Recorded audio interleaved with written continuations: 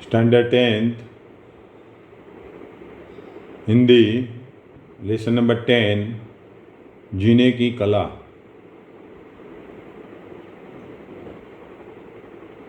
जिसका लेखक का नाम है मौलाना अबुल कलाम आज़ाद।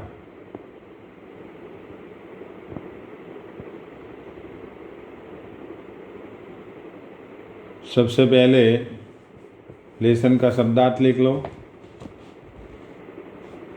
विकट यानी कि मुश्किल, गुत्थी, उलझन, उत्तरदायित्व, जिम्मेदारी, शीशाघर, ऐसा घर जिसमें दीवारों पर शीशे जड़े हो, प्रतिबिंब, परछाई, जायदाद, संपत्ति, दरिया, समुद्र, अनगिनत, बेहिसाब, अजीब, अद्भुत, फिलॉसफी, दर्शन शास्त्र, सदाचार, अच्छा चाल चलन, अनिवार्य, अटल, झिलमिलाती, टिमटिमाती, तरंगे, लहरें, बुझे हुए, मुरझाए हुए, वक्ष, छाती, दमकता, चमकता, चांदनी, चांद की रोशनी, निखरना, निर्मल होना। तो अब जीने की कला पाठ की समझौती करेंगे। जीवन का उद्देश्य आनंद प्राप्त करना होता है, पर हमारे धर्म दर्शन तथा अध्यात्म की फिलसफी ने मनुष्य को गंभीर और कृत्रिम बना दिया है। प्रस्तुत पाठ में बताया गया है कि मनुष्य को जीवन जीने की कला से परिचित होना चाहिए। उसे चाहिए कि वह जीवन को भली भांति जिए, हमेशा खुश रहे, खुद उदास न हो, न दूसरों को उदास करे, तथा हंसी खुशी में जीवन काट दे। जीने की कला लोग सदा जीवन को बड़े बड़े कामों में लगाने के बारे में सोचते हैं, लेकिन वे नहीं सोचते कि सबसे बड़ा काम खुद जीना है। सबसे सरल काम मर जाना है, पर जीना सबसे मुश्किल काम है। जीने की कला जीवन को हंसी खुशी में काट देना है। लेखक के अनुसार प्राचीन चीनियों ने जीवन की समस्या को सही ढंग से समझा था।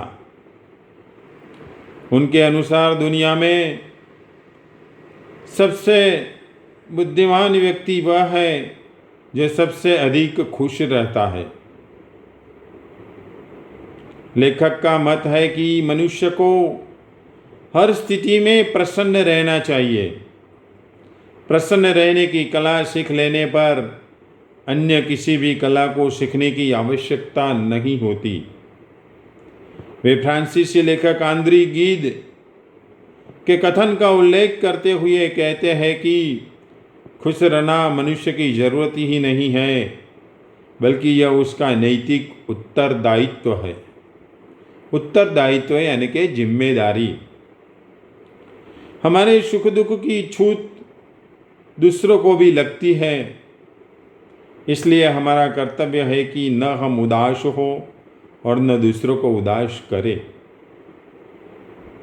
जीवन एक शीशा घर के समान है।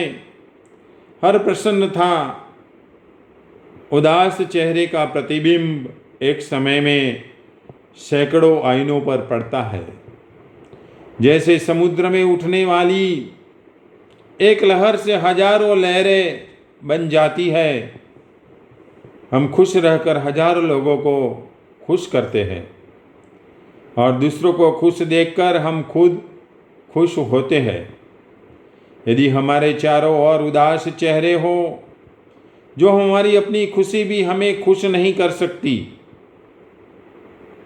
धर्म, फिलॉसफी और सदाचार ने जीवन की समस्या हल करने की कोशिश की थी, पर खुद उन्हीं पर उल्टा असर हो गया।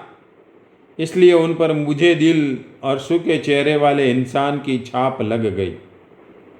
लोग यह समझने लगे कि जो व्यक्ति जितना ज्यादा बुझा दिल और सूखा चेहरा लेकर फिरता है, वह उतना ही ज्यादा धार्मिक और फिलॉसफर और सदाचारी है। जहाँ सूर्य का चमकता हुआ मस्तक, हंसता हुआ चंद्रमा, झिलमिलाते हुए तारे और वृक्षों की हरियाली, पक्षियों का कलरव, बहते पानी की तरंगें तथा खिलते हुए फूलों की शोभा बिखरी हो, वहाँ बुझे हुए दिल और सूखे हुए चेहरों के साथ कोई भी व्यक्ति स्थान नहीं पा सकता।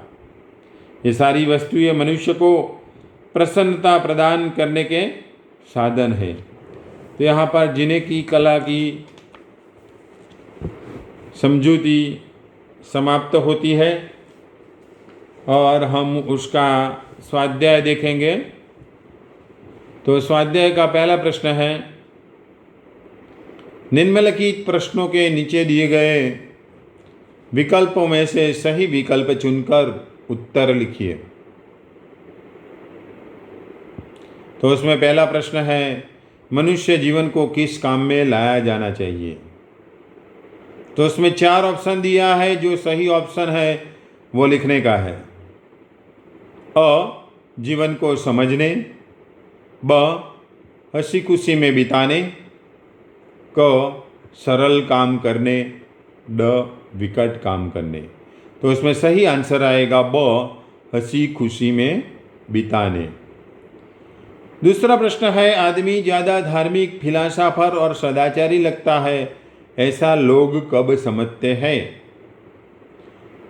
तो उसमें भी 4 ऑप्शन दिए गए हैं। उसमें अ है, जब वह बुझे दिल हो, जब वह प्रसन्न हो, जब वह धर्म की बात करते हो, जब वह पवित्र हो।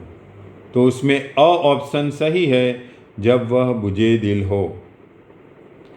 लेखक के अनुसार, अब तीसरा प्रश्न, लेखक के मतानुसार जीवन की समस्याओं को किस प्रजा ने ठीक से समझा था। अ, प्राचीन भारतीय, ब, अमेरिकन, क, चीनी, ड, आधुनिक भारतीय।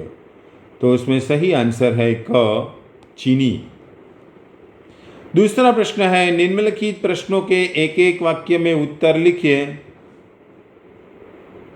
उसमें पहला प्रश्न है, जीवन की सबसे बड़ी गुत्थी कैसे सुलझाई जाए। जीवन की सबसे बड़ी गुत्थी हंसी खुशी में जीकर सुलझाई जाए। दूसरा प्रश्न है, जीवन की समस्या किसने ठीक समझा था।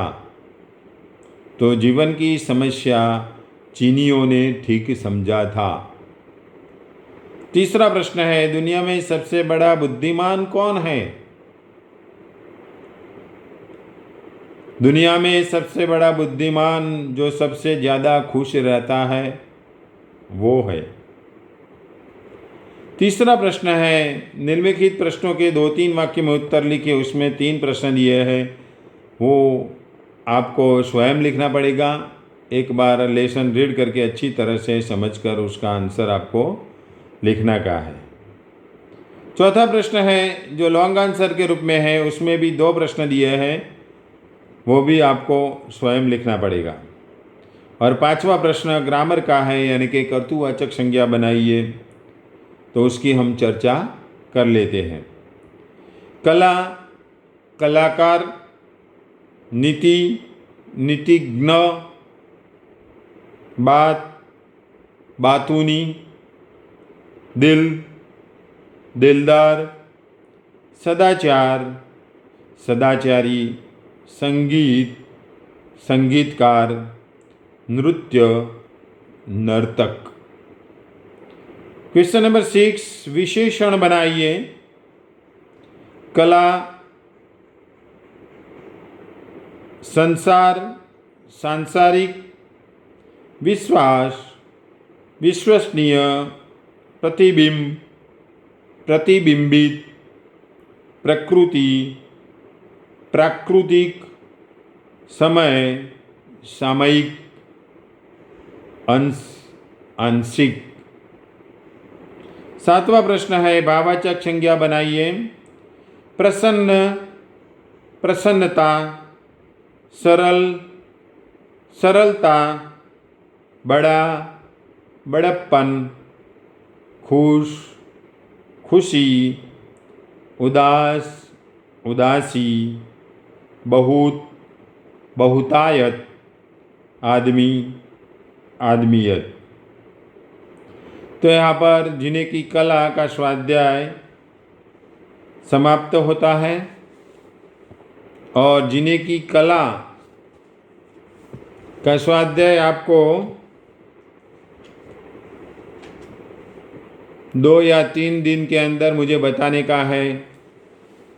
कई विद्यार्थियों ने आगे का जो कंपो का होमवर्क दिया था वो भी लिखकर बताया नहीं है, और जिसका बाकी है वो भी कंपो और जीने की कला का स्वाध्याय 2 या 3 दिन के अंदर मुझे बता देने का है।